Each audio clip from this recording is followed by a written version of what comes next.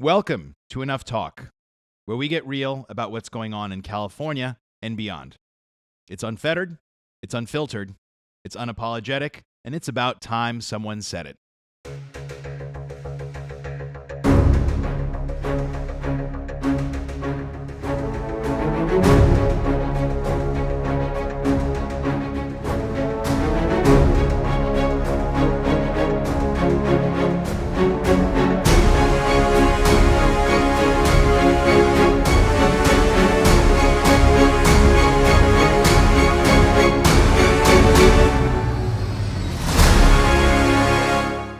I'm Alex Balekian, and I'm here to give a voice to your frustrations, placing ideas over identity and action over talk.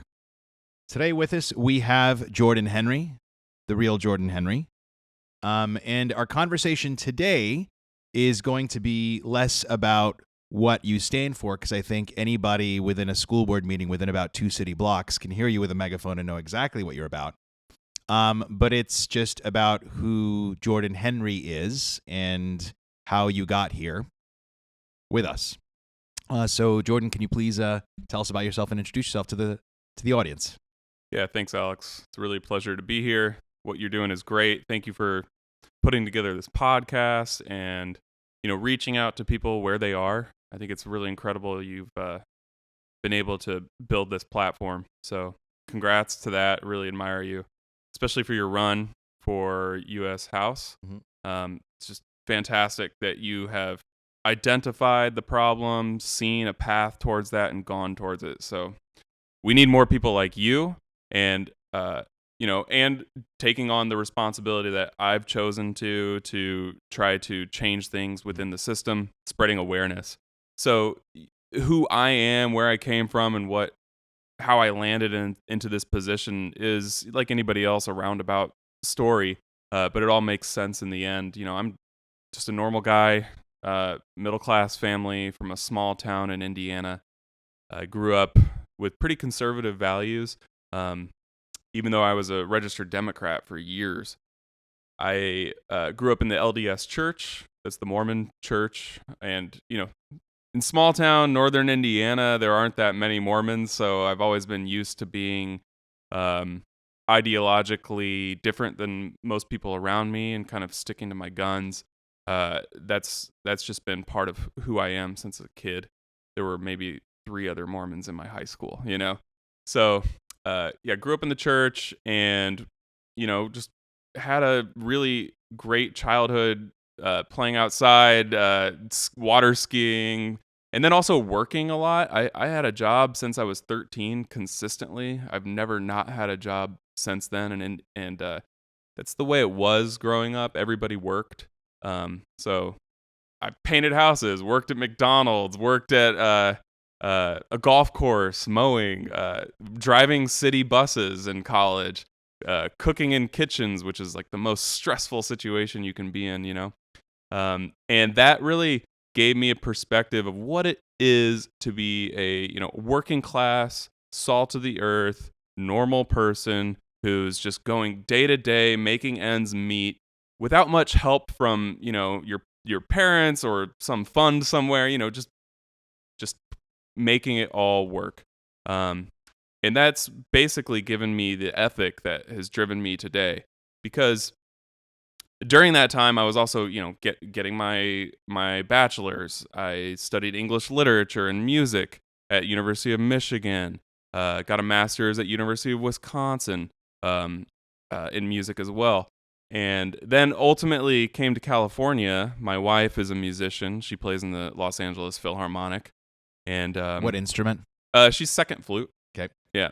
She is incredibly talented, obviously. But, she just has immense work ethic as well. And in that world, meritocracy is everything.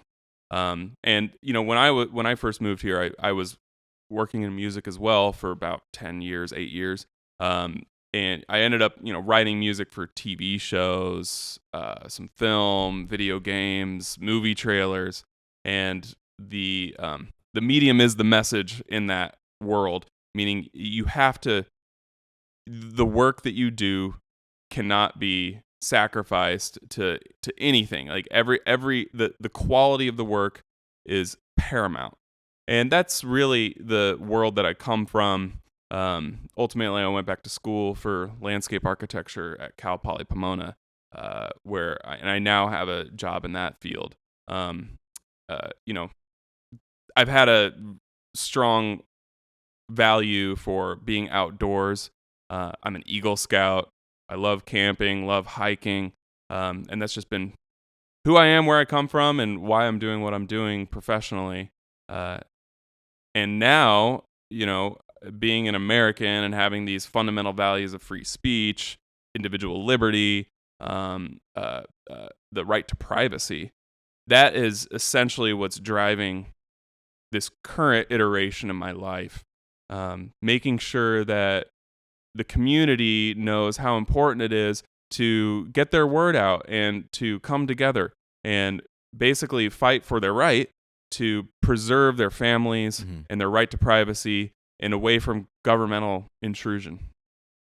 I actually have a question. I'm going to ask it, but you said, thank you for doing these podcasts, long form podcasts. The reason we're doing this is I feel too often that people are reduced to unnecessarily short sound bites because that is what is catchy and what people's attention span has been reduced to. And these sort of long form conversations actually gives you a more comprehensive 3D picture of the person, of the platform, etc.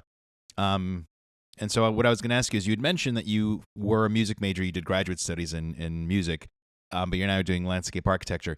Do you have student loans? Are you struggling under the debt of student loans? This is just a random question, but it just came to mind.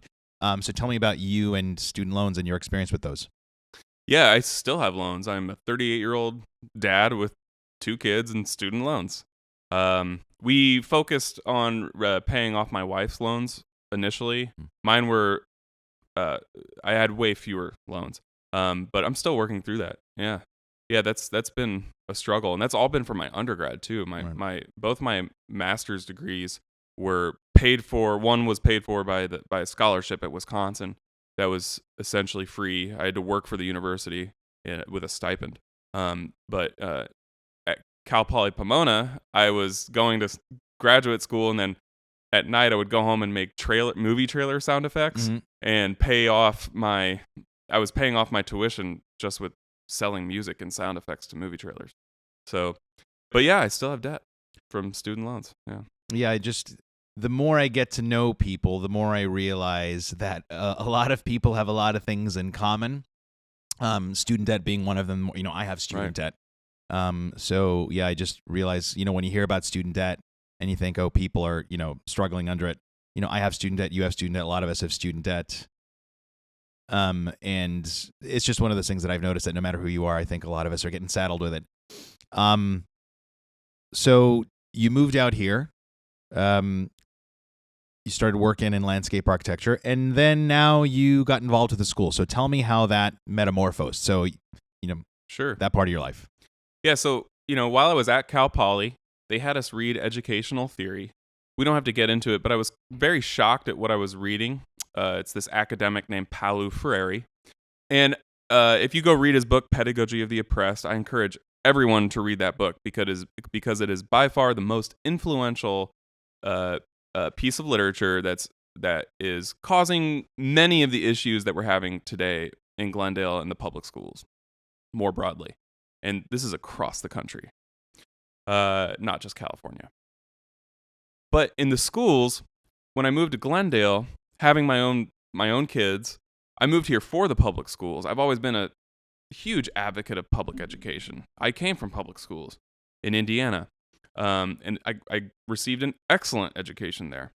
But when I started looking at the materials, the curriculum, the frameworks that Glendale started to adopt, I kept on seeing similar things to what I had read at Cal Poly. And it's really unsettling once you understand where that ideology is coming from and what they're trying to do. And it's essentially the government has adopted a point of view where they're trying to influence the fundamental consciousness of children. And that really should be the right of the parent, informed by the child's upbringing, their values, and the government should really take a step back and respect that boundary between the private and public life. Um, and so if you go and I started looking into the curriculum and raising questions about that to the school board. I went about it in a very diplomatic way initially. And it was, me reaching out to the superintendent, the director of teaching and learning, that's Chris Coulter, and Dr. Vivian Ekshian was the superintendent at the time, joining committees within Glendale Unified because I really want to be involved in my child's education, making sure that he's getting the best that he can without any sort of manipulation of it, It became clear that they were presenting a narrative about what they were doing, and it didn't actually reflect the reality of what I was reading. And so when I pointed that out to them, they were essentially trying to manipulate the truth as to what they were doing. They had a way of skirting around that reality, and it was really offensive to me that a government official would essentially manipulate the truth to lie to the public about what they were instituting. And this goes down to like the gender unicorn diagram that Glendale Unified has adopted. Other materials where they've essentially said that math is racist, math is used as a tool to suppress people. These things are fundamentally counterproductive, in my opinion, to education. And I have no idea why teachers and administrators would present things that actually confuse kids and undermine their own stability and their own path towards achieving real success, real skills in the marketplace. We need to prepare these kids to become self-sufficient, to become independent, free thinkers, not to take on an ideology, not to value their own identity over their intellectual stimulation and progress. That, to me, is the fundamental dichotomy here. You said that I had to stifle my laughter when you said, at first I did it diplomatically, because when Jordan Henry comes to mind, diplomatic is not the first word that comes to mind, and that's actually going to be a question that I ask you a bit later. But when did your diplomatic approach no longer become diplomatic? Being lied to. So tell me when you say being lied to. So give me a specific example, just so we know exactly the origin story of the real Jordan Henry. Absolutely. So reaching out to the district, I started saying, "Hey, your platform, Learning for Justice and Anti-Bias Education, has all these ideals in it that are, they're citing very radical intellectuals and." Like Paulo Freire and bell hooks, if you go look into that. Kimberly Crenshaw, who was one of the founders of critical race theory. Mm-hmm. And I would say, hey, you guys are instituting critical race theory, critical pedagogy in your schools. And they said, no, we're not. And I said, well, how do you balance the fact that I'm seeing the words written on the page, citing these materials, and what they're saying is essentially counter to the fundamental principles of America, and then they sit there and say that, that's just a quote, that's just one reference, but that's not the whole picture. But I'm saying, why is it in there? They would never give me a straightforward answer, and it became obvious that they are basically putting an agenda forward, and they can't own up to it. That to me is absolute irresponsibility on the part of a public official. They should answer for that. And this ideology, it both straddles the critical theory, critical pedagogy point of view, and then also the gender ideology point of view. They're related. They're different strands of the same thread, but they are fundamentally in question by the parents, and the parents have a right to make sure that those things are brought up and discussed openly and that they're held accountable for it. Now I'm going to ask you this question, and I'm not going to say pardon my candor because I think I should be candid with you. You and I have similar-ish viewpoints. When I say similar-ish viewpoints, we are both upset, not happy with test scores, test performance, right? You said you came to Glendale for the public schools. I am a product of the Glendale public school system, right? I became a physician in the community. I had opportunities because the quality of education was good. But when I look at it, when I started looking at it again, that only 1 out of 4 Hoover High School graduates can do basic math when they are graduating. 75% of people cannot. 75% of graduating Hoover High School students. That to me was not acceptable. So you and I have similar thoughts on the present situation, but we have different approaches, so to speak. So you obviously have currently a very in-your-face, you've established a reputation for yourself. And my question to you is, how do you feel about that? Would you have done things differently? Because I go about it in a more nuanced fashion, and I feel like the more outspoken or just the more offensive I am, it just creates more friction, which in physics terms is unnecessary wasted heat and energy. So reflecting on you and how people view Jordan Henry, is there anything that you would change? Is there anything that you would not do in hindsight now that you're kind of learning and growing? In hindsight, sure, maybe. But I came into this as a parent, simply a concerned parent who was trying to protect my children, trying to protect my rights, protect the ability to get a great education in the public schools. The amount of I've just been ignored for years from the district. They've labeled me, they've attacked me, they put their narrative forth, which is a lie, about what they're doing and about what I'm saying that I'm spreading misinformation. Anybody in my position, with my ability to vocalize that and to wake people up towards it, since April of this year, we have woken up the community and more broadly the state and the country, because the videos that came out of Glendale have gone viral. And I would not do anything differently about that.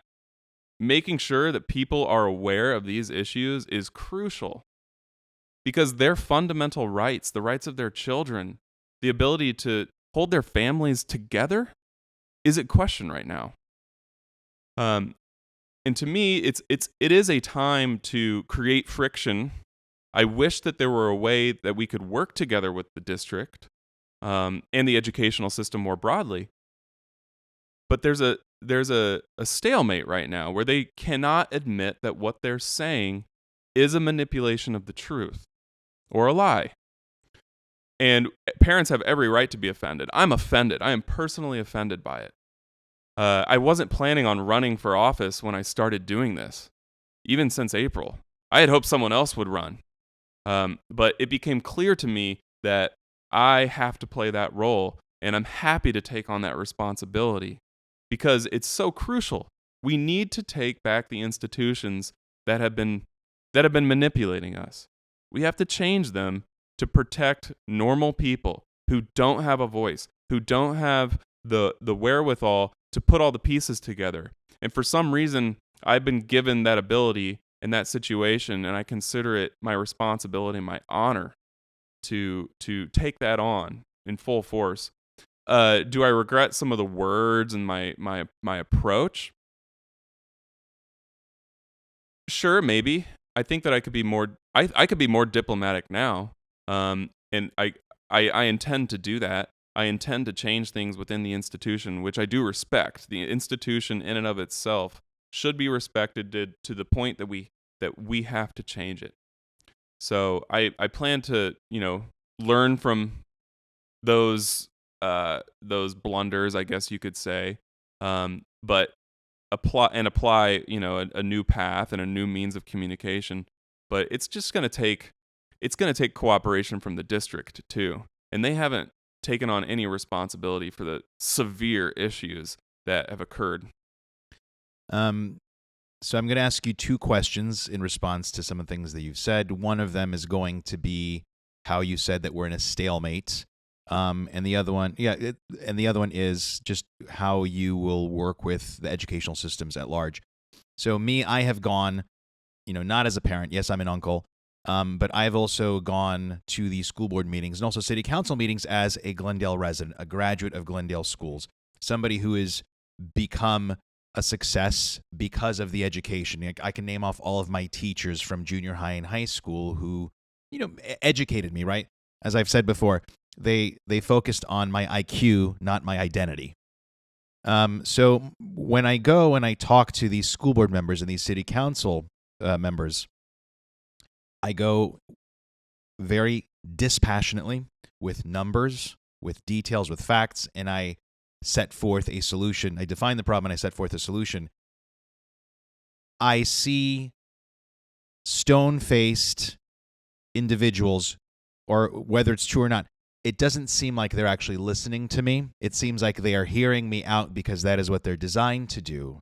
But I don't feel like they are going to accept or hear what I say with an open mind and maybe integrate it because they have already made up their minds. So you and I agree on things, but let's say you get into school board, and then when we get into the weeds of the details, I'm sure that you and I will disagree on certain things and moving forward, and I will come up and I'll speak and you'll be there. How do you intend on not seeming stone-faced and unaccepting, not just to people like me, right, who agree with you and might differ on the fine-tuning details, but also people who say, no, I think we should be more inclusive, et cetera, of alternative lifestyles. So how do you intend on being more accepting and less dismissive of the people who are currently there? So the bureaucracy right now is protecting the bureaucracy itself. People who agree with their political platform, and it is a political platform, they will be listened to and they will be supported by the school board. People like yourself or me who really do care about raising the level, raising the bar of academic achievement, is they will be ignored to the point that we feel like there is a stalemate. But in my opinion, the bureaucracy should purely be devoted to serving the people themselves. That's why I'm running, because I believe that the people fundamentally agree with the issues that we've been bringing up. Obviously, we'll find out in March, right? Mm-hmm, right. I will absolutely engage with every person in this community and explain to them what the board should be doing, what the board is not doing, what the board is doing to put forward their political agenda at the expense, at the cost of children having suffered a lesser education. Look at the test scores. I mean, you went to GUSD. When did you graduate? 1995. Oh, it's great. It was an exceptional program. It was great. It was devoted to the fundamentals of education and giving you the skills that you need to have a successful life and career and to have a fulfilling life. What it's doing now is it's shifted the priorities to, identity-based education, to equity-based education, to taking away funding from gifted and talented programs and putting it into, don't get me wrong, special needs is absolutely necessary in public schools. That's one of the gifts of public schools, that special needs students will get a proper education and be able to have support. But right now, in the current budget that they put forward, they're spending something like $41 million on special education and low-income students. It's actually more money when you factor in socioeconomic student budgets as well. They're spending less than 1%. They're spending $100,000 on gifted and talented programs compared to $40+ million on those programs. So we can see where equity-based education, where the rubber meets the road. We need to equalize education, and it comes down to dollars. Obviously, you can throw money at any problem and it won't solve it. So accountability is everything. I intend to get on that board and to engage with the community. And that means if the school board is doing something that is unproductive or against their interests, I will expose that. I'm not there to protect the bureaucracy. I'm there to protect the people of this community, the voters, the children, the families, the taxpayers. Fundamentally, we are there to serve the community. So you had mentioned working locally, essentially saying, okay, if the school board is doing any chicanery, I'm going to go ahead and expose it, and I'm just going to be there for our priorities. But in the bigger picture, how the local school board would integrate with the state of California, because AB 1078, which was passed and signed into law at the end of September, essentially states that local control of education will be overruled by the state via lawsuits, etc., if the local school boards go off in a direction different from state law, which is, if you and Annetta and somebody else get a majority, how you would take the Glendale Unified School District curriculum into a different direction. So tell me, it's law now, so tell me how you would greet that. What would you do? Yeah, so the law itself is extremely problematic. It will be challenged in courts by local districts. The state fundamentally has no right to dictate what curriculum the schools choose. The state only provides standards that the local districts must meet. And these are very basic. Like by the third grade, students must be able to do some form of multiplication, right? How that's actually achieved on the ground is up to the local districts to decide. So now that the state with 1078 is coming in and saying, you have to adopt these books, or you can't ban certain books, quote unquote ban, or just regulate what's in your libraries or in your classrooms, you will then be charged and fined and defunded and even personally investigated by the state. That, to me, is complete overreach from Sacramento into our local education system. So I'm glad they showed their hand. School districts are going to suffer in the meantime. Millions of dollars will be spent on this, but it will be challenged. And I believe the courts will uphold it if it's argued in the right way in the right court in front of the right judge.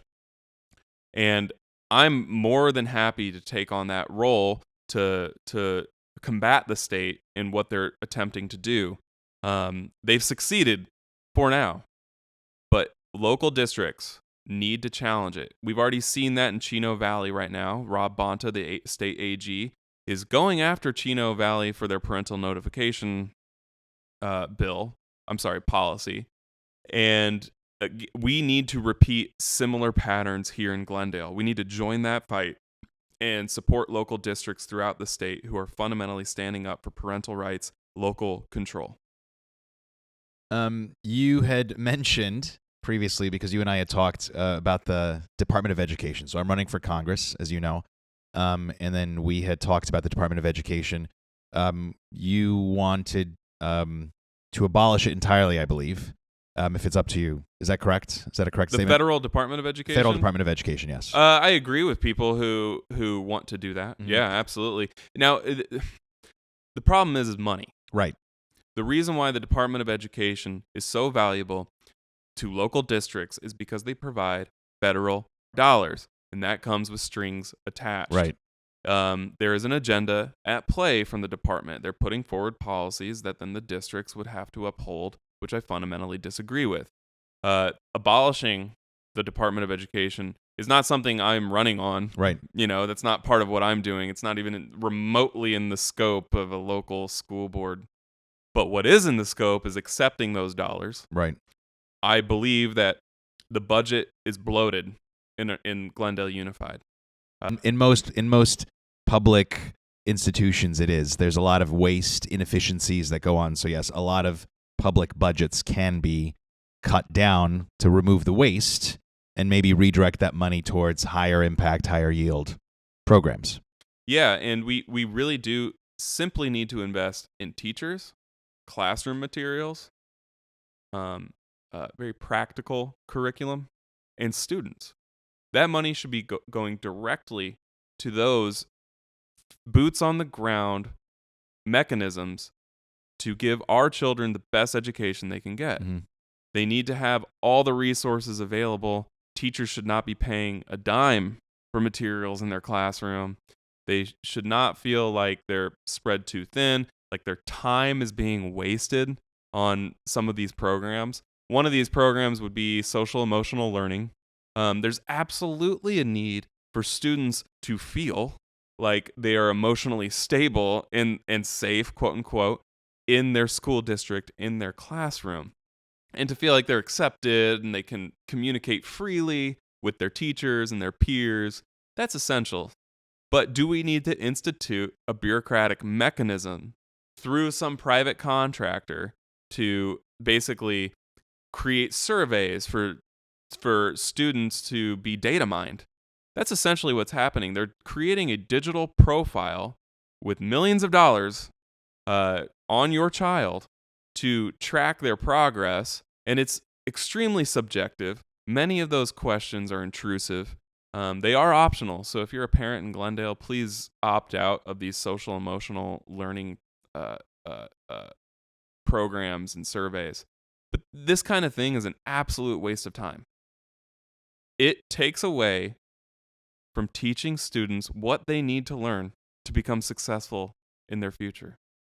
Yeah, so a program that I had thrown around, and this is why it's important to have an entire slate of people, for example, not just local school board, but also somebody, let's say, who's going to go to federal office. Because one of the ideas that I was proposing was, a state like California, arguably the educational standards and the outcomes have slackened. California is now ranking near the bottom of the 50 states. And so my proposal in Congress would be to take the lowest 10 or 15% of performing states, of which California would be at right now. And so what you would do is, and I also believe that the Department of Education is too big and too bloated, I would actually repackage it with the Department of Health and Human Services, which it was a part of until Jimmy Carter split it up in the 70s. And I would do that from a public health standpoint. But from a scholastic standpoint, I would say that, because, for example, if Glendale's unified, Temecula Valley, they are going to go in a different direction. What support are they getting from the state? They are not getting anything. You get all your educational materials from the states, and now you're getting lawsuits from the states. Yeah, they're being attacked by the state. Right, you're being attacked. And so that is why I proposed essentially leapfrogging the state. So what I would propose in Congress is the lowest 15% of states, and you reassess this every 2 years, would essentially go on a timeout. So the State Department of Education would go on a timeout, and you would say, okay, federally speaking, what is consistent? Math and science are consistent, right? Geometry is geometry, algebra is algebra, whether you're in Florida, New York, California. So, I say that the heyday of STEM, math and science in this country was in the 60s, when the National Science Foundation said, as a matter of national security and pride and world advancement, we need to put a man on the moon before the Russians do. And that is why science, engineering, technology, math were so big in the 60s and 70s. And then after the Cold War, things just kind of degenerated. And here we are today. So what I would propose is a national curriculum for math. And then you give resources to the local school boards, which then control locally language, arts, history, music. For example, a school in Glendale would do Armenian immersion courses, whereas a school in Minnesota might do Somali immersion courses, things that are different. But that would give you, as a local school board, the opportunity to revamp things and improve things without the help of the state. And then in 2 years, 4 years, when the scores and things come up and you're like, okay, now you're on the right track, now you essentially take the state out of the timeout because they've risen out of the lowest 10 or 15%. And then another state, for example, that is slackening, then the federal government then focuses on them. So it's just a temporary timeout for the lowest performing states so that you get some federal control over the, again, math and science, because geometry is geometry, right? Algebra is algebra. And then, like I said, giving local control and resources to the local school boards for the other stuff that is different locally. Very interesting idea. I like the way you think. I think that putting clear benchmarks for achievement levels and time frames to achieve that is essential. I like the English Premier League because they have a relegation league. So every year 3 new teams join, 3 new teams go away. Similar concept. Yeah, exactly. I wish the NBA did it. I like this idea. I would have to, really think about it. Theoretically, I try to avoid federal dollars in local control as much as possible, or federal involvement. I would really love to have as local as possible. But, when we do see a state go rogue, like in California right now, that spends way more than any other state on education Crazy. and has, lesser achievement levels. That to me, maybe if the federal control is controlled itself, then that could be a solution. I think it's an interesting idea. It's the first time I've heard it. Because the trouble is, locally, you have a clear idea of what you want to do to fix the problem. However, you do not have the resources. Let's look at STEM. Yep. What we're dealing with in California, in Glendale. Let's just look at Glendale, okay? You cannot get to calculus by your senior year without summer school. Right. That's crazy. I took the Calculus BC AP exam in 1995 when I was in high school. Like you could go there. Yes. This goes back to grade 1. That those fundamental years in math education are absolutely essential to set you up on a path for minimum Algebra 1, if you can get there, minimum Algebra 1 by the 8th grade. They've gotten rid of that linear progression in mathematics. There is no Algebra 1 anymore. They factor it into a class that is, bringing in elements of geometry, elements of algebra, and combining things, and it's less efficient. The linear approach is absolutely essential. We need to teach children math by rote. This is because we need to have calculation fluency for children, just like we do with language. It is another language. Math is a language, and children need to be able to compute things kind of just by a second sense at this point. And it should become fluency, not some way. The way they teach math now is to basically think about how that process actually occurs, and that's fine. To do an algorithm, for instance, even a simple one, but it will not prepare you for the way math actually works in the real world and getting you to the point to excel at it. We need to have accelerated paths for children and families who value that. And right now, you can only do that through summer school. And to me, that's offensive. That is actually taking away opportunities from kids, because there are going to be children who can't do summer school for a variety of factors in their lives. That has to be addressed. We have to go back to a traditional approach to math education. And I get it there are people who say, oh, we need to modernize, we need to adapt with the times, et cetera, because there are different learning styles and we leave certain people behind. And the way I look at it is, okay, when I was in school, did we have all these different curricula that took into account different people's different learning styles and special ed? No, we didn't. And so in your effort to revise the curriculum to try to help more people, did you inadvertently leave other people behind or leave them less prepared? And the example that I give is in medicine, we have what are called patient-centered outcomes. So you say, oh, so I've designed this medicine that's going to make people's blood pressure better if you take it. Okay, does it save lives? Yes or no? Because a patient doesn't care if their blood pressure is better. A patient cares, am I going to live longer? Is this going to save my life? That is what you look at. They are meaningful patient-centered outcomes. So if you go to meaningful student-centered outcomes, does the student feel less anxious about math? Yes. Okay, that's great. Does this student have what it takes to work as a cashier, to be able to balance a checkbook, to look at a credit card statement and realize that when I pay $200 a month, $10 only is going towards interest and $100 towards principal, and $190 is going towards interest? If you leave that child unable to do basic things that allow you to excel in life, did you really do that child any favors? Oh, but wait, this child feels less anxious about math. So that is not a student-centered outcome. It makes you feel better, but does it leave society off better? Arguably, no. Right, and again, this goes back to state standards and how we achieve those. If we achieve those through simply trying to create a safe social, emotional space for kids when it comes to math education, you are undermining that child's success and their future fulfillment. Right. Fundamentally. Let's go back to music. I have a music background. My wife plays in the fill. Every musician who is successful plays scales and arpeggios. They do fundamental practices that prepare them for the more artistic applications later on. She grew up in Texas. Let me tell you about the Texas education system for music, which is phenomenal, by the way. In her public school, they lined up all the flute players and they said, every one of you, play your D flat major scale and arpeggio 2 octaves. Go, go, go, one by one. And then they gave you a rank on a scale of 1 to 100. And then they would rank you on for that week or every other week or whatever. That gave my wife the fundamentals she needed to achieve excellence.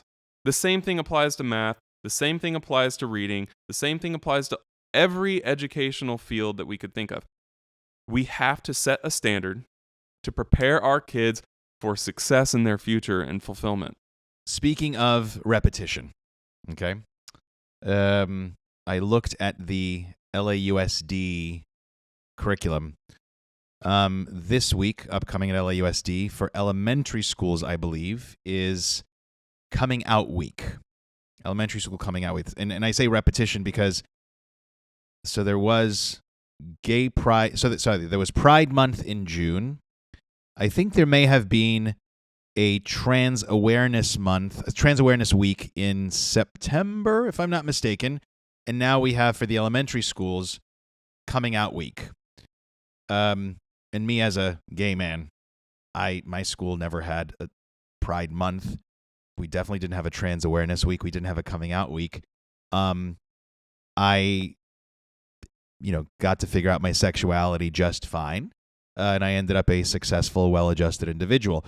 So tell me, I have my thoughts on this Coming Out Week. Tell me your thoughts on this Coming Out Week. Every minute spent away from the fundamentals of education is a minute lost for preparing that child for their future. Every minute. We only have so many minutes in the day. And the schools need to be teaching children personal responsibility, regardless of their identity,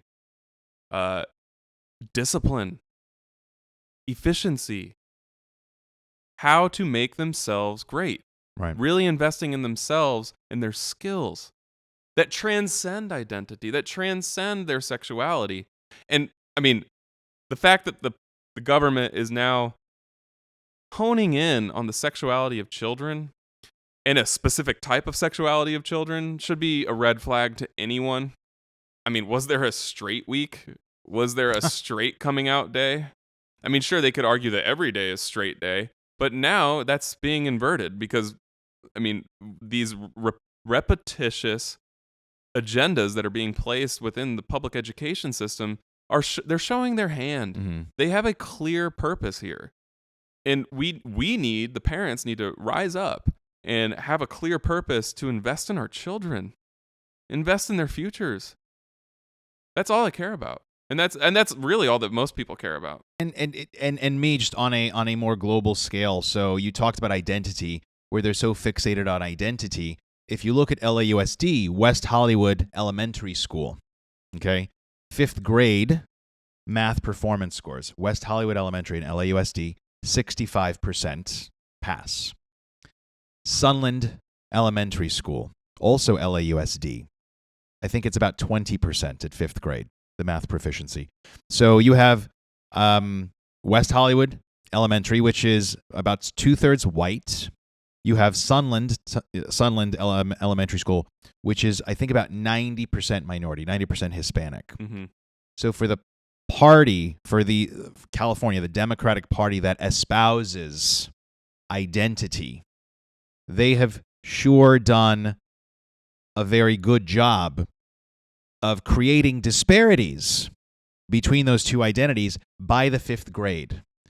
And so when they say, oh, we need to get affirmative action reinstated, and the Supreme Court knocked it down, my point is, Affirmative action is a solution that has been proposed to a problem that LAUSD has single-handedly created. That you have a majority white student school in West Hollywood having 65% math proficiency by 5th grade, whereas a majority Hispanic school, Sunland Elementary, 20% by 5th grade. Do you think that it is logical for a school district to devote time to, coming out week, given those scores?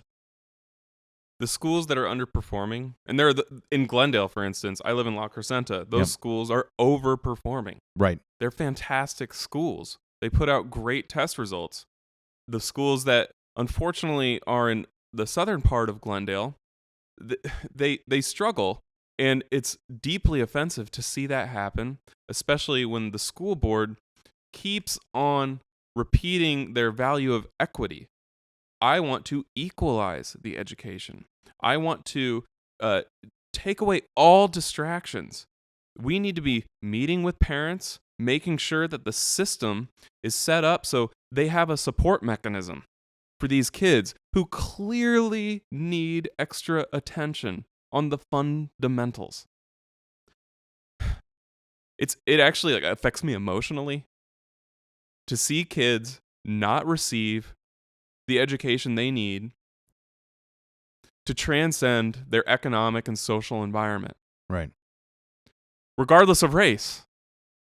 I'm from a small town in Indiana. I mean, it was predominantly white, but the same phenomena occurred there too. Right. It had nothing to do with race. In California, it's hyper-racialized, which is ironic. Now I want to zoom out here and look at the fact that the teachers, most of whom are great, and the school board, the administration, I think a lot of them fundamentally believe that what they're doing, what they're pursuing, is actually helping kids. And I want to give them the grace to basically say, I know you believe that this is helping. I know you do. But when you look at the application, it's actually detrimental, and you're perpetuating these statistical inequities. We need to back up and just zoom out here. And the people at the top, I think they do know what they're doing. They fundamentally know that they're snake oil salesmen. They're perpetuating the problem that they are then offering a solution for, which will then create the problem, which will give them more power. Precisely. We need to challenge that and bring it back to basics, because right now we're not serving those kids who are really struggling. Fundamentally, that's what I think needs to happen. I completely agree with you, and as you said, lifting people up. The American dream, in my opinion, is defined as class mobility. In Europe, for example, if you didn't have a title, if you didn't have land, you were nobody, and you couldn't get that if you weren't born into it. And the United States offered this unique opportunity for a nobody to be a somebody. Mm-hmm. And you had class mobility. My parents, for example, hit the reset button from the Middle East coming as refugees in the 70s. They said, okay, I've hit the reset button with nothing. I'm going to build myself back up. And they did it. And so when I look at Sunland Tahunga, where you have, arguably lower income ethnic minorities over there, and by the 5th grade, their kids already are at only 20% proficiency. You have successfully perpetuated their imprisonment in the lower class. Yes. And when I see that as a researcher, as a numbers person, I ask myself, why aren't people enraged about that? Because that's really where the problem is. Forget college, forget affirmative action, forget giving these minority scholarships and stuff to get people into secondary education. By 5th grade, why is it that these children are already underperforming? That is where the problem lies. And why are people not more enraged about it? So there are cultural differences between communities. That's clear, right? But in America, I believe the culture for personal responsibility, independent achievement, objective success should be the standard. We have this new phenomena in public education called cultural relevant education, which basically reinforces those racialized cultural differences instead of transcending them.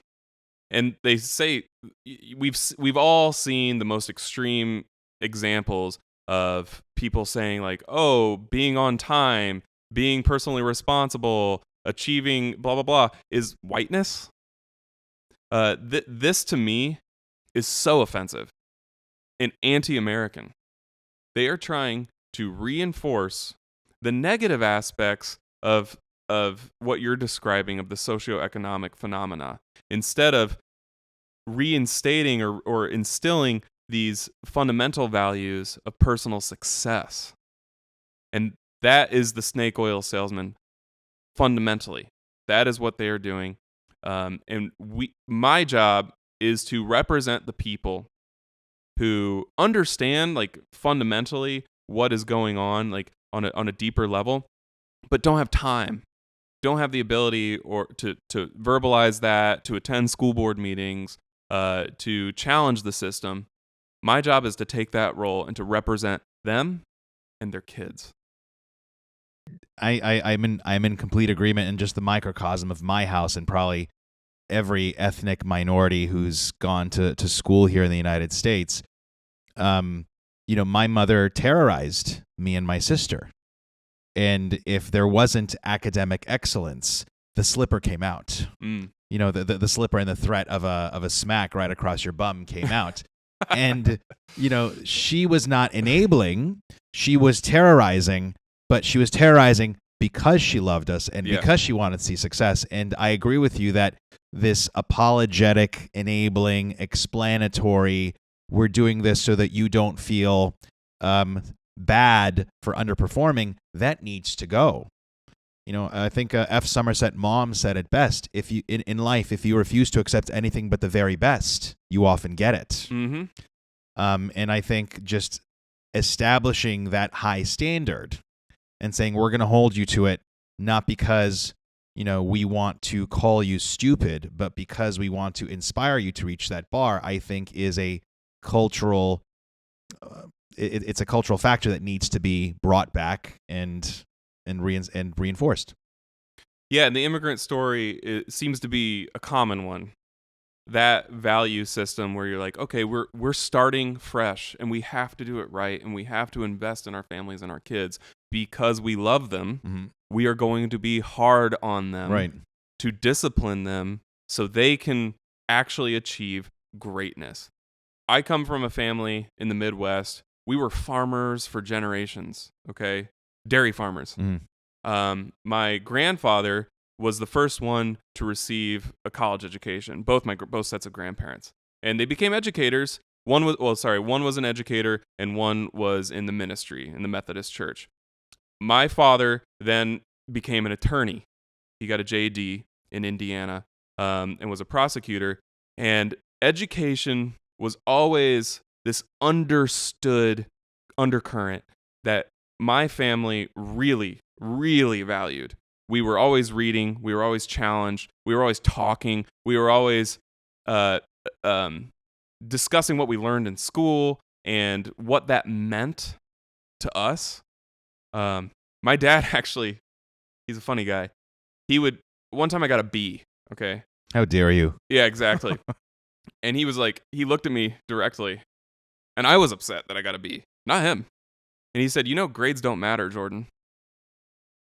And I said, what? It really confused me because I was expecting him to be upset, honestly, because he's so adamant about education and about understanding the source material for whatever topic you're on. You have to go back to the fundamentals. He always emphasized that. And he looked at me and said, the grade doesn't matter. The grade is a letter on the page. It's your understanding of the material that matters. If the grade doesn't reflect that, sure, maybe you didn't understand it well enough, but maybe you did. Or maybe you understood it in a different way. But fundamentally, that's all I care about. Did you learn something? What did you learn? How are you going to apply it? And you need to think way deeper about what education really is. And that happened in elementary school. I was a straight A student, always have been. You do strike me as a nerd. I'm a total nerd. Yeah, I do the homework. I love doing homework.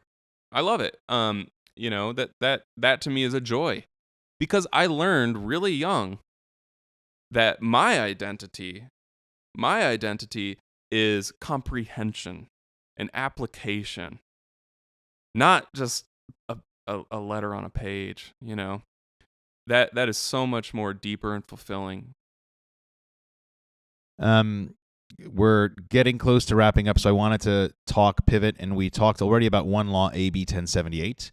I want to talk about two laws, both of which have been passed by the legislature, one of which has been signed already by our great governor, the other one which is pending signature or veto, depending. So the one that has been signed is AB 665, which allows minors, 12 years old, effectively to emancipate themselves, essentially to be able to seek mental health treatment independent of their parents and kind of self-enroll as a ward of the state, but without any sign of abuse or danger in the home. That's a really big one that we're going to talk about.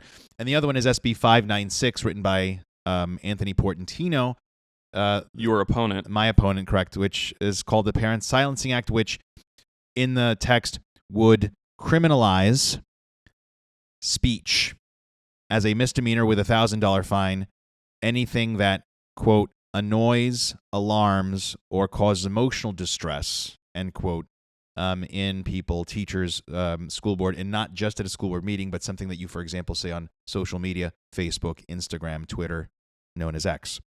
Let's talk about AB 665. What are your thoughts on that? You're right. Gavin Newsom is great at undermining the family. What we have here is a word of caution to parents. I want to talk directly to the parents about AB 665. You have to talk to your kids. You have to develop that relationship of trust right now. Start now, immediately. Because the state has enabled a pathway for your child to essentially separate themselves from you and your family. They can go and get any type of psychological help, medical intervention at the age of 12 now, without your consent. And they've lowered the bar of the standard of abuse. In fact, there doesn't have to be any abuse. You could be a very loving parent, a very normal, structured, stable household. Your child could go to school, and ideas that you disagree with could be implanted into their consciousness, which is what they're trying to do, explicitly. And they will go to the state and find their legal authority to become independent from you. Now is the time to talk to your kids about this, to make sure that they are loved, to make sure that their identity is fulfilled. I'm doing that with my own children. Every parent has the responsibility to not only understand the political reality of what you're dealing with, of what you're up against, but how you need to counter that. And I think the most revolutionary thing that we can do as a society right now is to reinvest in our families. Right. Reinvest in our children and make sure that they are stable. Number one.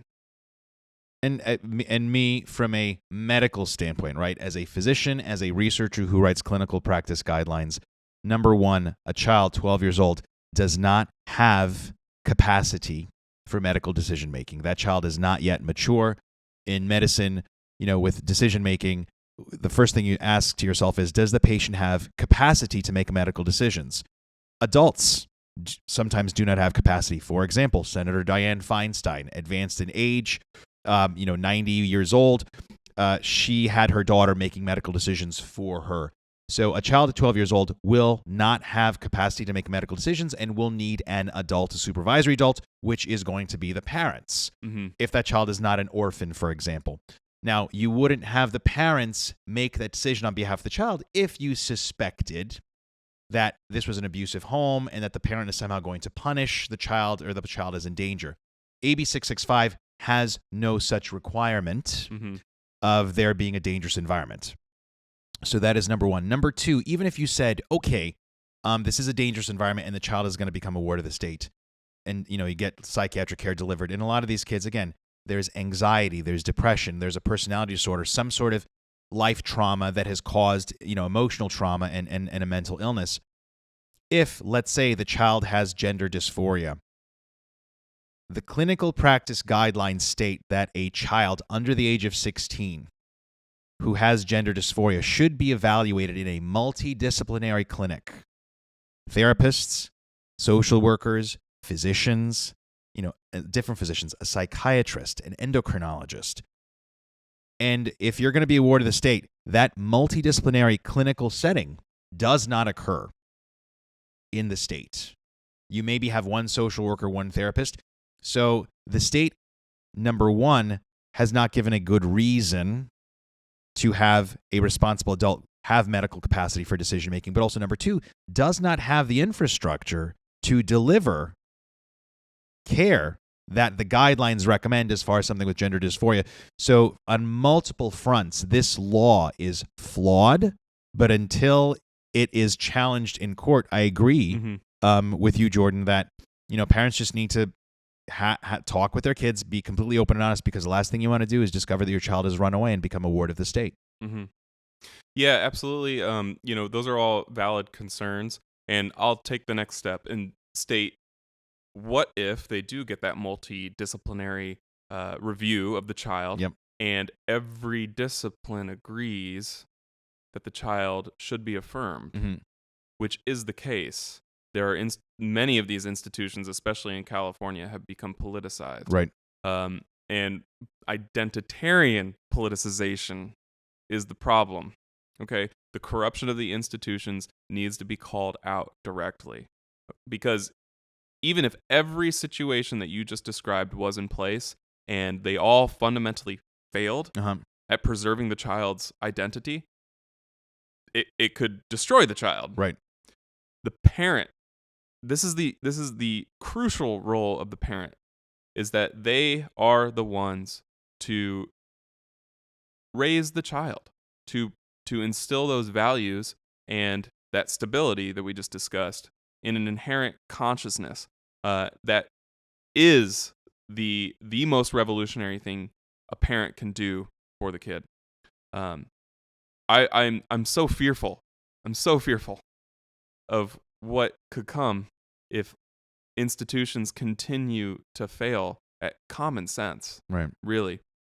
Because we need to have a cultural shift that leads the institutions back to normalcy, as opposed to challenging normalcy and undermining it. Because the fact that a child could now change their name, change their pronouns, use different facilities, eventually get on puberty blockers, which are inherently corrupt in this off-label application. Right. Correct. Right. Because those were first cancer treatment drugs, I believe, and then used to chemically castrate multiple repeat known sex offenders, and now we're giving these to minors. Off-label. Right. They've never been FDA approved. That's right. And we're talking about like fundamental portions of the brain that are being manipulated medically here. And then obviously hormone therapy, and then ultimately gender surgery. All of these things can occur to minors now. We know that Kaiser Permanente has performed voluntary mastectomies on minors to affirm their gender. Right. This to me is horrific, and I hope and pray that we in the future will look back on this with shame, that we have adopted this ideology sanctioned by the state, by medical institutions. We have to challenge this right now. This is what's at cost. It is our children. It is their health, safety, and welfare, which is the legal standard of abuse. And they've thrown that out the window and replaced it with an ideology which will destroy individuals and society as a whole. I wanted to correct myself. I misspoke when I said that it was not the puberty blockers were not FDA approved. Technically, the puberty blockers are FDA approved for something called precocious puberty, where the body, the ovaries, etc., testes, they actually turn on puberty at age 7 or 8 instead of age 11 or 12. And it's called precocious puberty. And so you put the child on hormone blockers because this is an abnormally early start of puberty. A biological reality. Yes, a biological reality. And then you say, okay, they really should start at 11 or 12. So you put them on puberty blockers, very, very, very rare case of precocious puberty. And then with the knowledge that we're just holding this off to allow the natural progression, not because this is a conscious decision by somebody who feels like they might be in the wrong body. Yeah, and the inverse applies to hormone therapy. I'm a soccer fan. Look at the best soccer player in the world, not up for debate, is Lionel Messi. Yep. He had a hormone deficiency, and they essentially gave him gender-affirming hormone therapy as a child. That, to me, is an exception to the rule, not the standard, and now this could be just applied to anybody by choice. And this comes down to the fundamental choice of privacy, what the relationship is of a minor in regards to the state. We are getting down to the base level aspects and functions of society right now. This must be preserved. There is not an option. Okay, and our final topic, let's talk about SB 596, which is another contentious law that has been passed by the legislature, but has not been signed or vetoed yet by the governor. We are still waiting on that. Authored by Anthony Portantino, our state senator from here, at the behest of Glendale Unified Teachers, or Teachers Union, I should say, and the school board. So SB 596 says that it will prevent harassment of teachers and school boards by criminalizing as a misdemeanor with a $1,000 fine anything that harasses. And what is harassment defined by? And I quote, if somebody feels annoyed, alarmed, or emotional distress, end quote. And again, it's not just what you say in the school board meeting. It's also comments that you may make on social media. And so, yeah, how do you feel about that, Jordan? Sure. You are right that the local teachers association is responsible for authoring that bill. That occurred because in 2022, I think it was 2021 when I filed the PRA request to receive a batch of emails from specific district administrators. That PRA request was fulfilled. I got 1,300 pages of emails which disclosed information about Tammy Tiber, a third grade teacher at Jefferson Elementary School, who showed a video to her 8-year-old students about how they should become gay icons, about how pride was great, and how she herself, this woman in the video, not Tammy Tiber, but this is the video that she showed, was saying how she was sexually aroused by Jodie Foster nude in the movie Nell. The girl was clearly shocked by what this adult woman was saying about her own sexual proclivities. And they were playing tinsely circus music behind it as if it were a joke. But these are 8-year-olds. I had no concept of this sort of thing when I was an 8-year-old. And they're implanting these ideas, sexualization of children in the schools. And then, we spoke out against that, obviously. People like Annetta Kopeckian, who's also running for school board here in Glendale. God bless her for putting herself out there. She spoke out against it. And unfortunately, I do believe that threats were made against Tammy Tiber by some really ill-informed and, in my opinion, unethical people. Obviously, I don't support that at all. No one should be threatened. But those laws are already on the books. We don't need to... all this bill does is just increase the penalties. Right. It just increase the penal state for speaking your mind in a government institution. So the way the bill is worded is that, if somebody were to quote unquote harass a teacher after hours, that would include school board meetings. Right.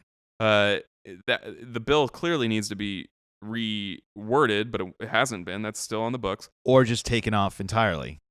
Oh, yeah, the bill should be removed completely. Right. Absolutely.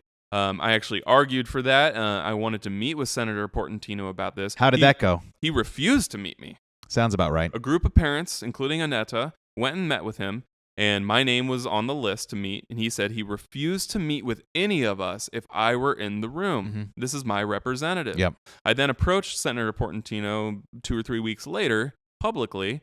You were actually present. Yes. And I asked him, "Why do you really believe that Tammy Tiber was supporting state standards when she showed this video?" He refused to talk to me. He said, "I am not," I'm going to quote our senator, state senator, "I do not want to speak with you, Jordan." Now, why is that? Why can this man not answer to the specific circumstances that led to that bill? Why? I genuinely want to know. These people do not represent you. They represent themselves. This is the bureaucracy protecting the bureaucracy, and they will go to any means necessary to do that, including undermining the values and the rights of their own constituency, the parents. And this is why I am running for Congress and not a local or state office, because somebody like Anthony Portantino, who makes these laws to penalize parents who talk about basic competencies for their kids, he is penalizing them, he is criminalizing them, and I do not want to have this California cancer metastasize to Washington on our behalf. So that is why I'm running. The other big cancer who I want to stop metastasizing is Laura Friedman, but people like Laura Friedman and Anthony Portantino, whose California crazy ideas I don't want to export to Washington on our behalf. Yeah, fantastic. Thank you for that. Speaking on the federal level, there's a current lawsuit going through right now in Escondido Unified about parental notification regarding the change of pronouns, change of names, facilities of the child. The schools currently in California actively conceal that information from parents.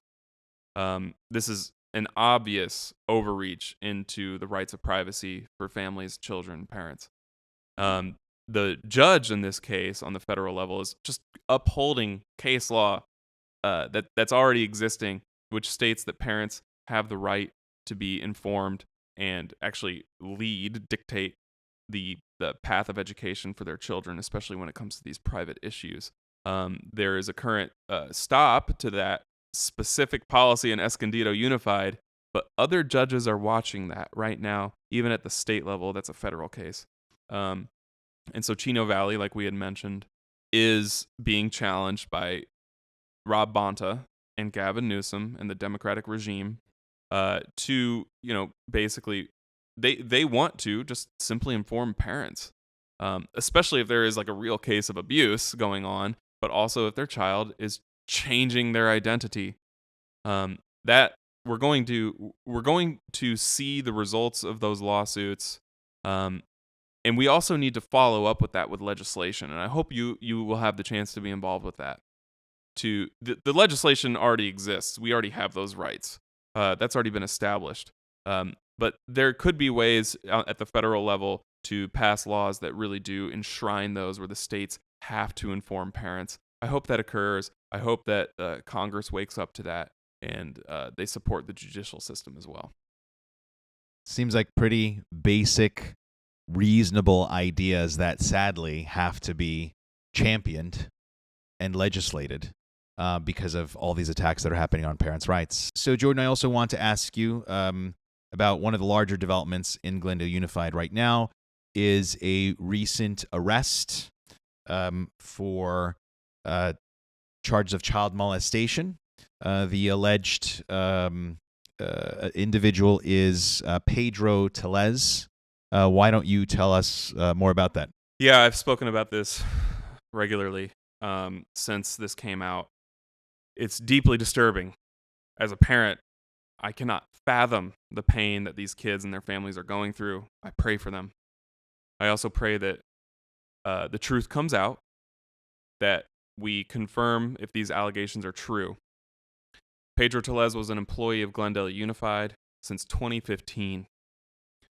His role was an intensive support employee, meaning he was working one-on-one with students to provide, and this is a quote from the job description, proper physical care and hygienic needs on a one-to-one basis. And we can assume that he was taking children into the restrooms. I have a friend whose brother was at GUSD and got into a car accident. And for months, Pedro was pushing him around in a wheelchair. Thank God nothing happened to that child. But this is the role he was playing. In 2018, he had been a suspect for another molestation case. Were parents informed about this? He had continued on working in that role, in that position, from 2018 to 2022 minimum. I don't know what was disclosed. What did GUSD know? When did they know it? How did they act on that? What did parents know? We need more transparency. We have actors in the community right now, specifically a trans man named Gray James, who is working in the district through the GSA clubs. These are the Gender Sexuality Alliance clubs that are in elementary schools in our district. He has been brought in by Alicia Harris. She's a CV high school teacher to work in these clubs. Jennifer Hyslip, that's her real name. Jennifer Hyslip, Gray James, is an artist. She has created art that is literally pedophilic. It is a nude boy, not a man, engaging in explicit acts in his art. That's a red flag. I think it's called Jerk Off Boy, right? Is that correct? Yeah, the title of the work is called Pink Jerk Off Boy. We need more transparency about, obviously, Pedro, but about these people in our community who I don't know what kind of mental state you have to be in to produce that art and then to actively involve yourself in the schools. He's quoted to say, if you want anything to happen in Glendale, you have to go through the schools. That is responding to your community. Go to where the kids are. Okay? Red flag. We have brought this up multiple times to the school board and they've ignored us. They ignored the situation with Pedro. Didn't disclose it to parents, we can assume. No one knew about it for years, for 4 or 5 years. And here we are in the situation where real kids have really suffered from crimes against them, sexual molestation, allegedly. And I am also going to say that there is probably a lawyer, at least one lawyer out there, who is probably going to bring a civil case. I mean, think about this. If you were a lawyer, if you brought a civil case, it's not a criminal case, so all you have to do is convince a jury of lay people that Glendale Unified was participating in a pattern of creating an environment that predisposed to, sexual assault, molestation charges. So if you have these art displays of naked boys, some with erections,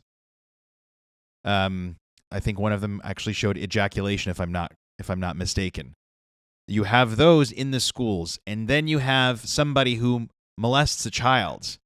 That is a very costly, tens of millions of dollars disaster waiting to happen for our school board.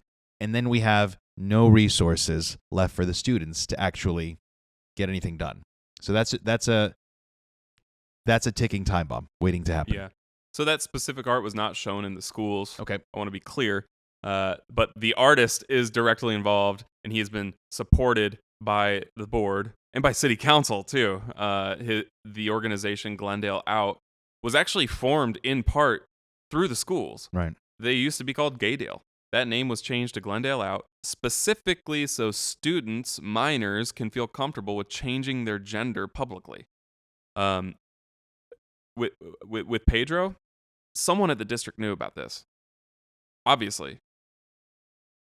What was done? Was it human resources that's responsible? Who was his supervisor? What communications were shared with other teachers? Were people monitoring him differently? Who else has similar accusations made against them that we currently don't know about? it raises all these unknowns. And I've talked before about the bureaucracy, protecting the bureaucracy.